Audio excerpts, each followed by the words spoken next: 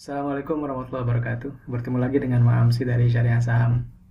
Di video kali ini saya akan mencoba menjelaskan dan mempresentasikan materi yang sedianya ini akan disajikan pas acara The Origin dan Igiko di Investment Talk Ekonomi Indonesia Hebat. Jadi qadarullahnya gitu. Pas saya akan presentasi mati listrik ya, listriknya mati, jadi saya nggak bisa presentasi. Pas lampu nyala itu sudah selesai acaranya.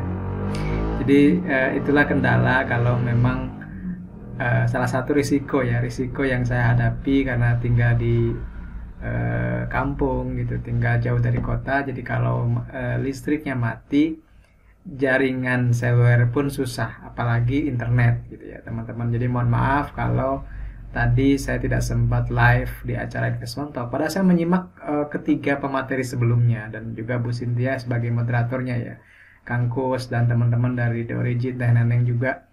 Saya menyimak Yuza, saya menyimak Mas Agung, dan saya menyimak juga Om Rio ya. Jadi pas sesinya Mas Rio Rizaldi itu ternyata tidak diduga listriknya mati. Jadi ini adalah edisi, katakanlah rekaman materi yang saya sedianya akan live ya tadi, tapi karena belum takdirnya ya, jadi ya seperti ini ya teman-teman. Oke.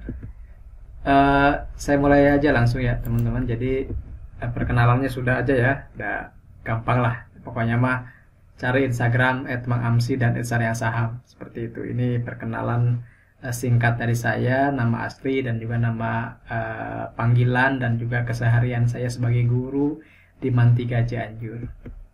Ini karya kita yang sudah diterbitkan oleh kelompok Gramedia. Ada Sari Kelapa, Saham Syariah Kelas Pemula. Silakan dicari nanti di Gramedia terdekat ya, atau via marketplace juga banyak. Disclaimer, jadi presentasi ini hanya informasi, bukan rekomendasi jual beli. Silakan sesuaikan dengan profil risiko masing-masing. Nah, kita mulai dari, karena saya temanya itu tentang saham syariah ya, saham syariah dalam kajian fundamental atau juga dalam kajian ekonomi, makroekonomi. Jadi saya mengutip dari medcom.id itu ada sebuah data di awal bulan ini bahwa Indonesia atau potensi ekspor halal dari Indonesia itu mencapai 3,6 miliar dolar. Itu diungkapkan oleh Wakil Menteri BUMN ya, Pak Pahala Nugraha Mansuri. Dan ini menjadi indikator yang positif untuk perkembangan ekonomi syariah Indonesia ke depan.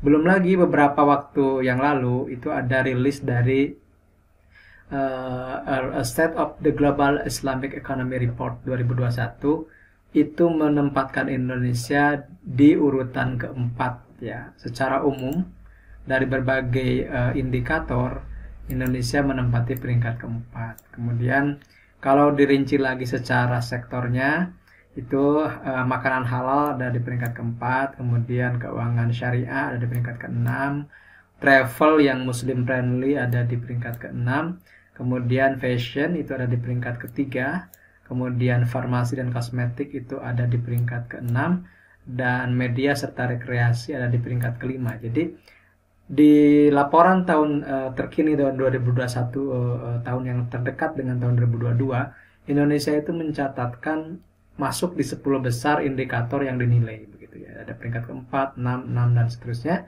Dan secara umum itu nilainya ada di peringkat keempat seperti ini. Jadi dilihat dari sisi indeks, Indonesia ada di peringkat keempat dengan sektor-sektor yang memiliki nilai masing-masing seperti itu. Yang pertamanya masih Malaysia ya. Dan tapi Indonesia ini sebenarnya dibanding tahun 2020 itu meningkat. Jadi dulu di 2020 itu kalau nggak salah peringkat 5, sekarang peringkat 4. Belum lagi kalau di sini ada top pricingnya ya. Top pricingnya Indonesia masuk di situ. Kenapa? Karena memiliki ranking di top 10 seluruh sektor. Kemudian juga dari sisi media itu naik 47 peringkat dari negara yang dinilai ya ke peringkat kelima. Kemudian 19 peringkat naik ke 6, naik ke peringkat 6 dari sisi farmasi dan kosmetik. Jadi ini disebabkan Indonesia ini memiliki juga mulai ada kesadaran untuk menggunakan atau untuk mempraktikkan ekonomi syariah. Di sisi makanan halal pun Indonesia menempati posisi ke-8. Kemudian juga sudah ada undang-undang jaminan produk halal, dan 2019 itu mulai disosialisasikan tentang sertifikasi halal untuk produk halal semuanya. Itu untuk perkembangan secara umum, dan dari potensi yang ada itu kita di Syariah Saham meresponnya, terutama dari sisi keuangan syariah. Kita ingin mensosialisasikan apa yang disebut dengan saham syariah. Dan karena milenial itu menggunakan digital, maka kita harus mengadopsi itu dan harus merelevansikan itu. Maka sejak tahun kemarin kita concern untuk membuat fitur cek saham syariah ya. Cek isi ya. Kalau teman-teman cek di Google kata kunci cek isi, biasanya mengarahkannya ke website kita. Nanti boleh dicek ya di websitenya. Tapi banyak juga dari audiens yang meminta supaya cek saham syariah itu dibuat semacam aplikasi gitu ya, mobile apps lah. Maka alhamdulillah di Jumat kemarin tanggal 24 Februari kita meluncur ini ya. Jadi teman-teman nanti boleh cek di bit.ly/hisapps gitu ya. Hissa PS ya, maksudnya itu singkatan sih, Hissa Play Store. Karena nanti mungkin kita buat edisi App Store-nya juga ya. Dan ini alhamdulillah sudah berbadan hukum PT. Kemudian teman-teman boleh cek fitur-fitur sederhana kita ya. Ada yang nanya, "Mang, ini apa sih?" gitu ya. Ini sebenarnya tulisan Arab, teman-teman. Kalau teman-teman nulis hisoh dalam bahasa Arab akan seperti ini nih. Nah, gini kan. Nah, hisah gitu. Kemudian ini disketsa oleh saya, kemudian ditafsirkan, diterjemahkan oleh juara kaligrafi nasional yang sudah punya lisensi dari guru internasional. Jadi beliau ini belajarnya sampai ke master kaligrafi internasional, khusus di tulisan Arab ya. Dan saya minta ke Ustadz ini, Ustadz tolong buatin logo hissah gitu ya, tulisan hissah, tapi bentuknya perahu gitu. Kenapa? Karena ini anggaplah sebagai navigator, sebagai perahu di bursa gitu. Jadi anggaplah laut ini adalah lautan bursa, dan aplikasi ini seolah menjadi perahunya gitu. Jadi supaya menjadi bagaimana kita mengendalikan psikologis kita, kemudian juga menggunakan ada navigasinya gitu supaya kita tidak tersesat di pasar gitu ya.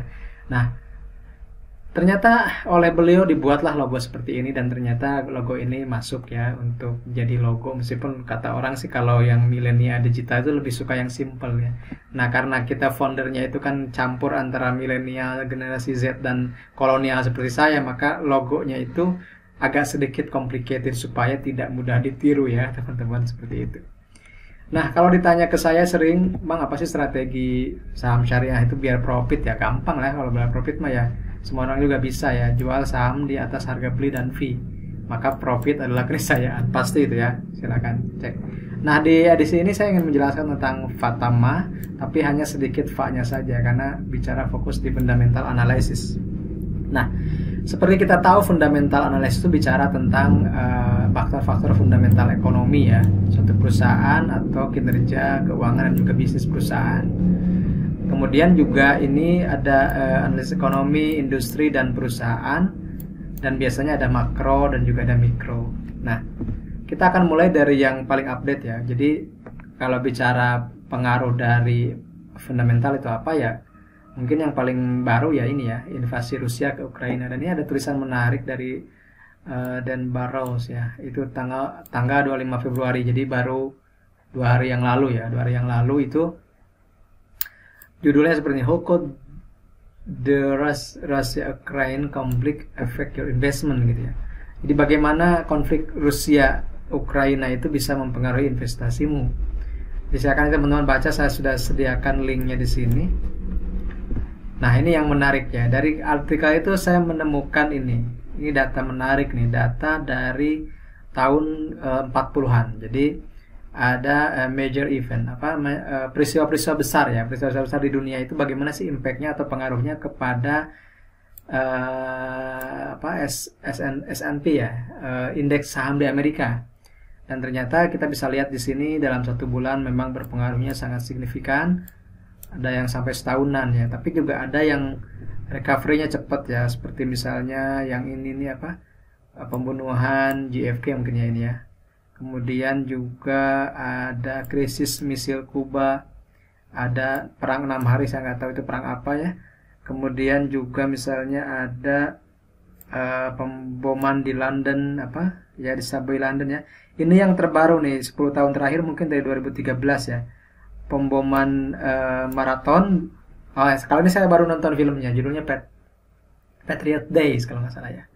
Ini nih, ternyata ya dia positif ya. Kemudian juga Rusia menginvasi Crimea yang sekarang ada di Ukraina itu. Kemudian kejadian Brexit, pemboman Syria, krisis rudal Korea Utara, kemudian Saudi Aramco, kemudian Jenderal Iran yang dibunuh, dan yang terakhir ada penarikan Amerika dari Afghanistan. Jadi ini ada kejadian besarnya dikaitkan dengan return dari indeks S&P 500 ya di Amerika, seperti itu. Kemudian ada artikel menarik juga dari Investopedia, ini lebih sana ya, bulan Januari, tadi bulan Februari kan. Tadi masih baru ya, baru 2 hari. Nah ini sebulan yang lalu gitu. Bagaimana pasar modal atau pasar saham modern itu dipengaruhi oleh perang. Jadi perang itu kan ada ketidakpastian ya, dan di situ bagaimana imbasnya, ternyata dia juga punya data. Nah kalau ini datanya itu recover dan bottomnya ada berapa hari gitu. Misalnya yang terbaru nih Jenderal Iran terbunuh ya. Ini belum diketahui datanya. Kemudian juga misalnya serangan drone Saudi Aramco ya 2019, ternyata itu 19 hari, kemudian recovery-nya 41 hari dari kejadian itu. Pemboman Boston itu 4 hari ada di bottomnya, kemudian recovery-nya 2 minggu. Yang paling lama itu adalah serangan Pearl Harbor, itu udah lama sekali ya, tahun 41 ya. Itu recovery-nya sampai 1 tahun atau mungkin udah lebih dari 1 tahun bursa ya, dan berada di bottomnya itu hampir setengah tahun. Tapi ada juga yang langsung pulih, ini seperti penembakan Reagan, itu 1 hari, recovery-nya 2 hari langsung gitu. Kemudian 2005 ya, pemboman di kereta api bawah tanah London, itu juga sebentar, 1 hari, kemudian 4 hari recovery-nya. Jadi sebenarnya dalam sejarah gitu ya, katanya juga mengulang dari Om Yuza, perang itu ya di satu sisi ada ketidakpastian, di sisi lain juga ada peluang yang bisa dimanfaatkan oleh para investor ya tentunya. Nah ini juga ada imbas dari perang terhadap berbagai instrumen ya. Di sini ada saham berkapitalisasi besar, saham yang kecil, kemudian obligasi ya, dan seterusnya. Jadi inflasi juga. Nah inflasi itu paling tinggi ketika Perang Dunia Kedua gitu ya. Kemudian juga dari sisi return ternyata yang paling menarik ketika perang, misalnya katakanlah seperti ini, ada yang small cap ya. Kemudian juga tapi juga ada yang big capsnya, seperti misalnya di sini ke perang Korea. Kemudian Perang Dunia Kedua juga ya, lebih mengunggulkan saham-saham berkapitalisasi besar. Nah saya belum temukan untuk kasus Indonesia, tapi ini bisa menjadi contoh bahwa tadi ya selalu ada peluang ketika perang, tergantung kita memanfaatkannya seperti apa. Nah dari kita sebenarnya menawarkannya bagaimana sih cara kita untuk mengecek saham itu syariah atau bukan. Jadi dari aplikasi tadi teman-teman tinggal ketikkan kode saham, maka di situ akan muncul profil singkatnya. Kemudian juga, nah ini yang terbaru ya, kita tambahkan utang berbasis bunga dan pendapatan non halal, yang mana 2 rasio ini akan menjadi menjadi patokan ya dalam menentukan saham itu syariah atau tidak. Kebetulan nanti malam juga kita akan ngebahas tentang rasio utang ini di live Instagramnya Syariah Saham. Ini misalnya yang syariah ITMG, yang non syariah ini Astra ya. Astra juga sudah keluar laporan keuangan, dan ternyata untuk pendapatan non halalnya masih melewati toleransi 10% ya. Jadi makanya belum masuk lagi DES. Nah, kalau teman-teman penasaran dengan laporan keuangan masing-masing, bisa gabung di sini realita.syariahsaham.id, bisa melihat 5 tahun terakhir bagaimana perkembangan dari beberapa saham atau berbagai saham yang ada di Indonesia. Nah, ini yang khas dari kajian ini. Jadi kita melihat perbandingan antara saham-saham yang sudah rilis laporan keuangannya per akhir tahun 2021. Jadi ada UNTR misalnya, ada Astra Lestari, ada VEL Indonesia, BTPS, dan ITMG. Ya, meskipun ini beda-beda industri ya. Ada ini alat berat, CPO, nikel, perbankan syariah, dan batubara. Tapi kita bisa lihat di sini dari sisi pendapatannya ini tumbuh ya. Tumbuh, ini juga tumbuh, ini tumbuh juga ya. Dan ini yang paling fantastis ya. Bukan masih sih, semua ini kuartal juga naik gitu. Ini juga nih, ITMG juga menarik nih. Seperti itu. Kemudian ini dari rasionya kita bisa ngecek DER-nya ya. Ini rendah ya. Kecuali BTPS karena basic perbankan kan memang DER-nya tinggi ya. Ini yang selain BTPS DER-nya di bawah 1, bahkan ada yang di bawah 0,2 nah seperti Inco ini. Kemudian dari sisi ROE-nya, return on equity-nya juga rata-rata di atas 9 atau di atas 5%, ada yang 20%, ada yang 40%-an. Rasio price to earning-nya juga ini masih rasional ya, kecuali mungkin BTPS dan Inco yang sudah di atas 10. Tapi silakan bandingkan dengan perusahaan sejenis. Maka kalau teman-teman nanti membutuhkan file ini silakan cek aja di sini di bit.ly/pesan-kuat21. Nah, ini adalah beberapa saham yang ada kaitannya dengan perang tadi ya. Misalnya ini alat berat mendukung kepada batubara ini. Ini adalah CPO, ini nikel yang tadi juga dibahas oleh Om Yuza. Kemudian ini perbankan syariah yang kalau ada suku bunga biasanya perbankan syariah lebih tahan gitu ya industrinya. Kemudian ini SIDO karena kaitannya dengan COVID atau misalnya dengan kebutuhan jamu yang ternyata di tahun kemarin justru meningkat ya secara pendapatan maupun secara laba bersih, dan return on equity-nya fantastis juga meskipun PBV-nya memang udah agak gede lah seperti itu ya. Jadi ini adalah beberapa saham, disclaimer on teman-teman, yang ada kaitannya dengan tadi komoditas dan juga dengan pandemi ya seperti itu, dan juga dengan suku bunga. Jadi saya ambilkan ini batubara, kemudian ini alat berat yang menunjang batubara pertambangan ya. Ini CPO yang lagi ramai juga, ini nikel yang lagi hangat, perbankan syariah yang ini mengantisipasi the Fed, ini batubara yang lagi juga diuntungkan dengan perang, dan terakhir ada SIDO muncul yang memang growth stock ya, tumbuh terus gitu. Kalau teman-teman ingin mempelajari saham rasio keuangan saham syariah, silakan klik ini ada playlist belajar rasio keuangan. Kalau ingin menakar nilai wajar ada DCF, bisa di bit.ly/amsi DCF. Kalau yang ini bit.ly/berkas amsi. Dan yang terbaru, kalau teman-teman banyak yang nanya apakah ini saham syariah atau bukan Mang, dan belum IPO, maka teman-teman boleh cek di list kita juga ada bit.ly/IPO syariah. Saya kira cukup ya. Price is what you pay and value is what you get. Nah, ini adalah pepatah klasik tapi masih berguna sampai hari ini. Harga itu apa yang kamu bayar dan nilai apa yang kamu dapatkan di masa yang akan datang. Warren Buffett. Terima kasih atas perhatiannya. Mohon maaf atas segala kekurangan dan juga tadi kesalahan teknis ya yang tidak bisa dihindari. Kalau ada pertanyaan silakan ditanyakan di kolom komentar. Nanti saya bantu jawab langsung di channel YouTube-nya ya. Terima kasih. Mohon maaf. Saya Mahamsi dari Salam. Salam sukses, amanah berlimpah. Assalamualaikum warahmatullahi wabarakatuh.